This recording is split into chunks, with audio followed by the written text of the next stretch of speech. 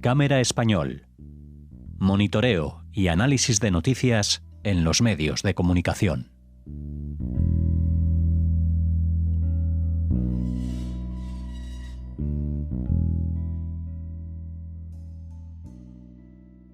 Les saludamos, oyentes, un día más aquí en Cámara en Español, este programa que cada semana nos acerca más a Gabriel para revisar medios de comunicación en español y destacar noticias o datos de algunas de ellas, de algunas de las noticias, reportajes o cuestiones relacionadas con Israel o la comunidad judía que te llaman la atención. Masa, ¿qué tal? Muy bien, Alejandro, ¿cómo estás? Bueno, bien, acompañándote una vez más para hablar de estos temas o para que nos cuentes al menos, y además de invitarles a leer el artículo de Marcelo Guío titulado La omisión de cada día, que compartimos desde vuestra web de Cámara en Español. Sí, hoy quería hablar de pequeñas mentiras y grandes, pequeñas y grandes mentiras. A lo mejor las mentiras las podemos enmarcar dentro del término errores. Lo que pasa es que cuando son muchos errores sistemáticos y constantes, uno empieza a pensar que a lo mejor no son errores, ¿no? Porque cuando uno se equivoca en algo, varias veces intenta corregirlos. Pero lamentablemente vemos que la información que llega desde Israel llega a veces con grandísimas mentiras y otras veces con pequeñas. Y bueno, pasan como errores, pero en el fondo no lo son. Y luego eso va construyendo una narrativa más general que vende una mentira más grande, ¿no? Y eso lo podemos ver, y en esta semana lo hemos visto en varios. Mira, te voy a contar tonterías, pues son pequeños artículos que al fin y al cabo dices, bueno, ¿qué pasa? Nadie lo mira, ¿no? Pero, por ejemplo, el diario El País, vamos a usar El País como ejemplo otra vez, publicaba hace una semana más o menos un artículo donde hablaba del cruce de Rafah y decía que desde el 2024, desde mayo del 2024 había estado completamente cerrado y que desde que Israel tomó acceso estaba completamente cerrado y que ahora se iba a abrir por primera vez. Y empleaba realmente estas frases, ¿no? Decía, el titular era: el paso fronterizo de Rafah, que conecta Gaza con Egipto, reabre tras casi 2 años de cierre. Y luego decía que después de casi 2 años de inactividad por el cierre impuesto por Israel, y hablaban de la reactivación del tránsito por Rafah, interrumpido desde que en mayo 24 el ejército israelí ocupó el lado palestino de la instalación, el cierre más prolongado en casi 20 años. Bueno, esto no es cierto, porque bastaba ir, porque de hecho medios como el New York Times lo habían contado, o la ONU misma, se había abierto a comienzos de 2025, por ejemplo, después de los últimos las últimas rehenes secuestradas con vida fueron liberadas. Bueno, pues se abrió el 31 de enero de 2025. También se abrió del 19 de enero al 17, entre el 19 de enero y el 17 de marzo se evacuaron a 1.673 personas. O sea que sí ha habido pequeños, es verdad que no había apertura en ambos sentidos, pero no era cierto que llevara casi 2 años de cierre. No es verdad, y hay muchos documentos que... Pero no pasó nada, ahí está. Es una pequeña mentira y tú puedes decir, bueno, es un error, a lo mejor fueron demasiado puntuales, fue poco tiempo lo que se abrió. Sí, fue a lo mejor poco tiempo, a lo mejor no fue, pero se abrió. Entonces, cuando tú, por un lado, tienes esa noticia, ¿no? Que lo que te está dando es una sensación de bloqueo absoluto, bueno, que el bloqueo es muy grande, ¿no? O sea, no necesitas mentir, pero se abrió.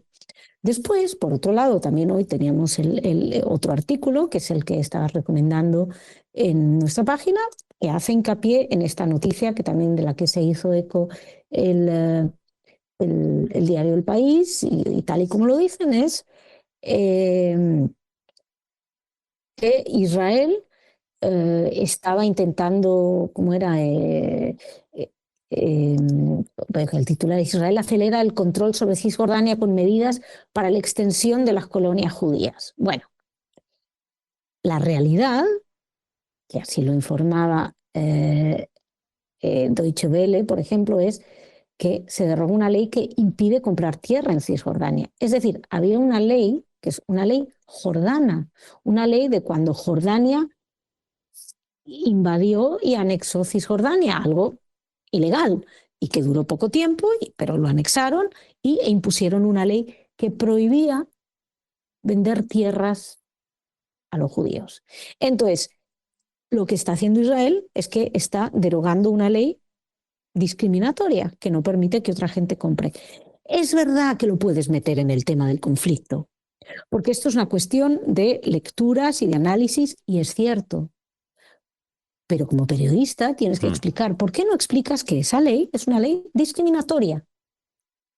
Eso que supuestamente medios que están en contra de la discriminación deberían estar de acuerdo de algún modo, pero no importa. Porque son partes de la historia que se ningunean. Todo lo que tiene que ver con el control de Jordania a partir de 1948, después de una guerra que ellos inician, es decir, los países árabes, esto ya lo sabemos en cámara, pero parece que los medios no registran esto. Inician una guerra en 1948 contra Israel, que acaba de declarar su independencia, guerra que pierden, pero anexan. Egipto anexa Gaza y Jordania anexa lo que ahora es Cisjordania, en aquella época no. Y al anexarlo impone unas reglas, unas leyes. Entonces, nunca dan un Estado palestino, por cierto. Y además que así se crea lo que es el famoso Jerusalén Este y Oeste, que este es otro tema que también emplean mucho, ¿no? Jerusalén Oeste y tal. Antes era una sola Jerusalén. Lo que pasa es que durante un periodo de tiempo, desde el 48 hasta el 67, que es la guerra de los 6 días, pues ahí está dividida. Pero para los medios sigue. Entonces, es una parte de la historia que no cuentan. No te cuentan las reglas que ahí se imponen. No te cuentan cuando expulsan a los judíos de Jerusalén, la zona que ellos controlan. Bueno, pues todo esto son pequeñas omisiones que en el fondo construyen pequeñas mentiras, pequeñas tergiversaciones de la información, como la que veíamos también al principio, de no, Israel cerró del todo, no. Y sobre estas pequeñas mentirijillas, y digo pequeñas, en el fondo son grandes porque por el efecto que tienen y sobre todo por acumulación. Pero tú se lo dices a un periodista, bueno, es un detalle. No es un detalle, no es un detalle sin importancia, porque sobre estas pequeñeces van construyendo un edificio de grandezas y de grandezas de mentiras, o sea, de grandes mentiras. Y llegamos a, por ejemplo, a tener un presidente, o en efecto primer ministro de España, hablando de que se cumplían el 7 de octubre, se conmemoraba la invasión no tengo las palabras exactas, pero hablaba de la invasión de Israel de Gaza, no del ataque salvaje de Hamás contra Israel. Hablaba de que el 7 de octubre es el inicio de la invasión de Israel a Gaza. No, el 7 de octubre es el ataque, es la declaración de guerra de Hamás. Entonces, esto es una mentira brutal, es una tergiversación brutal, aparte de la cuestión ética que hay detrás, ya simplemente vamos a los hechos. Son mentiras de tal calibre, pero que se pueden decir en sedes parlamentarias y en España concretamente. En otros sitios hay más impacto, pero parece que en España no pasa absolutamente nada. Y quería hablar de esto, cómo desde pequeñas mentirijillas se construyen unas narrativas completamente falsas y tergiversadas, y creo que moralmente muy dañinas, no para Israel, que va a seguir defendiéndose, pero sí para lo que es una ética occidental, que no es capaz ahora mismo de entender las causas, los efectos y ya simplemente digamos, el orden temporal de los acontecimientos. Bien, Masa, pues gracias como siempre por estar una vez más con los oyentes de Radio Sefarad en este espacio, en Cámara en Español, en el que te esperamos en una próxima edición la semana que viene, ya a mediados de este mes de febrero. Muchas gracias a vosotros y nada, seguimos la semana que viene.